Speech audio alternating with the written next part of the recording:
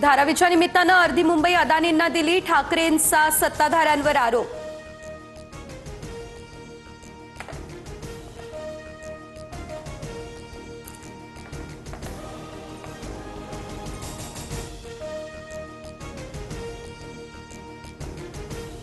राज ठाकरेही अनेक उद्योगपतींच्या घरी गेलेत, आलिंगन दिलं। ठाकरे बंधूंची दुटप्पी आणि ढोंगीपणाची भूमिका, भाजपच्या अमित साटम यांचीही टीका।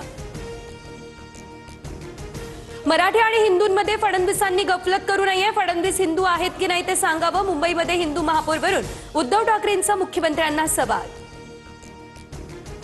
उद्धव ठाकरे जिहाद हृदय सम्राट, ठाकरे कुटुंब महाराष्ट्रातलं तरी एका, मुंबईसाठी काय दिवे लावलेत? नितेश राणेंचा उद्धव ठाकरेंवर जोरदार हल्लाबोल।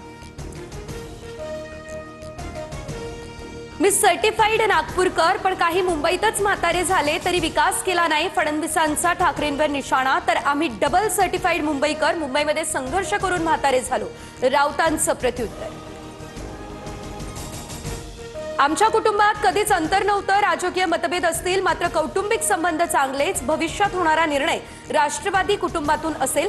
दोन्ही राष्ट्रवादी एकत्र येण्यावर सुप्रिया सुळे यांचं हे भाष्य।